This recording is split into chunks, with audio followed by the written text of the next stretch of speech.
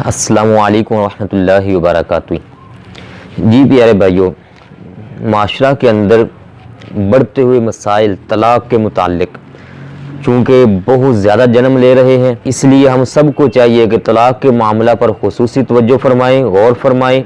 दारुल इफ्ता में आने वाले जो अक्सर मसाइल हैं, ये इन लोगों के मुताल्लिक़ होते हैं जिनको मसाइल का इल्म ही नहीं होता, जिनको पता ही नहीं होता कि तलाक़ कैसे देनी है, क्यों देनी है, कब देनी है, क्या कैफियत होनी चाहिए।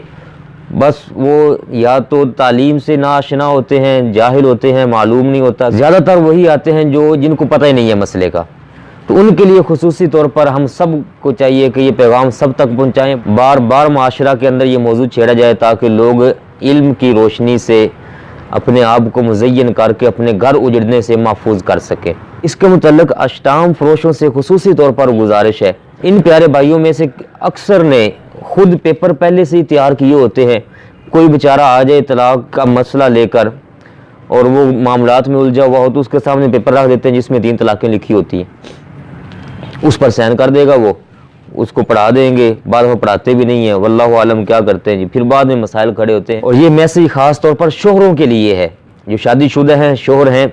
अल्लाह तबारक व तआला ने शरीयत इस्लामिया ने निकाह की गिरा इसके हाथ में दी हुई है। ये अब निकाह की गिरा को खोलना चाहे खोल सकता है, बंधा रहना चाहे तो उसको बंधा रहने दे सकता है, जैसा कि कुरान अज़ीम में है, अल्लज़ी बियदिही उक़दतुन निकाह। शोहर के हक़ में अल्लाह तबारक व तआला ने निकाह की गिरा अता फरमाई है। और हदीस पाक के अंदर सुनन इब्न माजा में प्यारे करीम आका अलैहिस्सलातु वस्सलाम का आलीशान फरमान है, इन्नमत तलाक़ु लिमन आख़ज़ बिस्साक़। तलाक़ का हक़ उसी को है जिसको पिंडली पकड़ने का हक़ है। पिंडली पकड़ने का हक़ मतलब सोबत का, हुकूक़ ज़ौजियत अदा करने का। तो शोहर को चाहिए वो इन मसाइल को खुसूसी तौर पर सीखे। शादी से पहले सीखना चाहिए हर फर्द को। बड़ा मामला है शादी के बाद का, तो उस बड़े अहम तरीन मसाइल एक ज़िंदगी का हिस्सा है, उसमें जाने से पहले चाहिए कि उसके लिए बंदा तैयार हो, निकाह के मसाइल सीखे, तलाक़ के मसाइल सीखे। और उसके लिए खुसूसी तौर पर मरकज़ इस्लाम जामे मस्जिद Nagina block B3 China scheme के अंदर बड़ा खूबसूरत हर हफ्ते को नमाज मगरिब के बाद इज्तिमा होता है। उसमें सबको चाहिए खुद भी आएँ, ख़वातीन को भी लाएँ, ताकि इस्लाम के नूर से मुज़य्यन करके अपने आप को फिर ज़िंदगियाँ गुजारें, देखें घरों के अंदर उजाले ही उजाले होंगे। तो इस पर गौर कीजिए प्यारे भाइयों। तलाक़ से पहले ये 4 मरहले हैं, अगर इन पर तवज्जो कर ली जाए तो तलाक़ की नौबत नहीं आने पाएगी।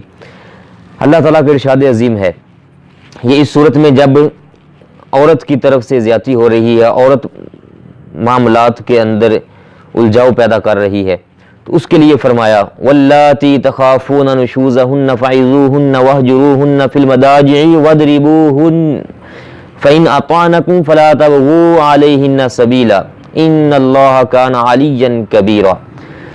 फरमाया अगर औरतों से तुम्हें खौफ हो कि ये बेहुक्मी करेंगी, फैसला नहीं मानेंगी, मामलात को ख़राब करेंगी, तो फिर पता क्या करो, सबसे पहला काम यह फ़इज़ूहुन्ना, इनको वाज़ो नसीहत करो, इनको आदाब सिखाओ, शोरों के मामलात सिखाओ, शादी के हुकूक सिखाओ। जब ये मसले समझे हुए होंगे तो ज़ाहिर है समझाने के लिए शोर को भी पहले आने चाहिए।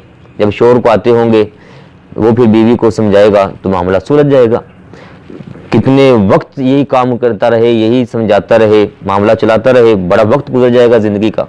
उसके बाद अगर फिर मामला सुलझ नहीं रहा है, नुकसान की तरफ जा रहा है, तो फरमाया वहजुरूहुन्ना, उनसे जुदा हो जाओ। क्योंकि हमें अल्लाह तबारक व तआला ने बनाया है और औरत को भी अल्लाह ताला ने ही बनाया है, तो उसको इल्म है मैंने किसके मजाज में क्या रखा हुआ है। तो औरत के और मर्द के मजाज के लिए फरमाया कि एक दूसरे से जुदा हो जाओ। जुदा होने का मतलब है चंद दिन के लिए खाना पीना ज़रा अलहदा रखो, सोना उठना बैठना जुदा रखो, एक दूसरे के करीब मत जाओ। तो जब चंद दिन ऐसे रहेंगे तो कुरान अज़ीम ये फरमा रहा है कि दिलों के अंदर मोहब्बत पैदा हो जाएगी। 2, 4, 10 बार ये भी आजमा लिया जाए, कितना वक्त गुजर जाएगा ज़िंदगी का इस तरीके से। फिर अगर इसके बावजूद मामला संवर ना पाए तो फिर फरमाया वदरिबूहुन्ना, उनको झंझोड़ा जा सकता है, डांटा जा सकता है।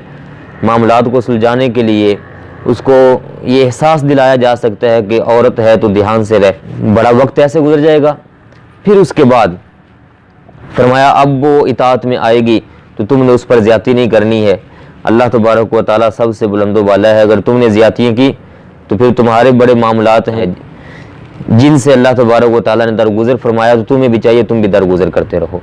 अब इसके बाद फरमाया है, अगर इतना वक्त गुजर जाने के बाद भी मामलात नहीं सुलझ पा रहे तो फरमाया, इन खिफ्तुम शिकाका बैनिहिमा फबासु हकमम मिन अहलिही व हकमम मिन अहलिहा इन युरीदा इस्लाहन युवफ्फिकिल्लाहु बैनहुमा। तो फरमाया अब सालसी मुकर्रर करो, एक मर्द की तरफ से हो एक औरत की तरफ से हो, वो दोनों खानदानों को लेकर चलने वाले हों और आपस में बैठकर मामलात सुलझाएं, बातचीत करें, इन दोनों के मसाइल सुने, इनकी सुलह करवाएं, इनका कंप्रोमाइज़ करवाएं। कोई इधर से शोहर की तरफ से शर्तें मानी जाएं, कोई शराइत बीवी की तरफ से मानी जाए, इस तरीके से मामले को सुलझा कर उठें।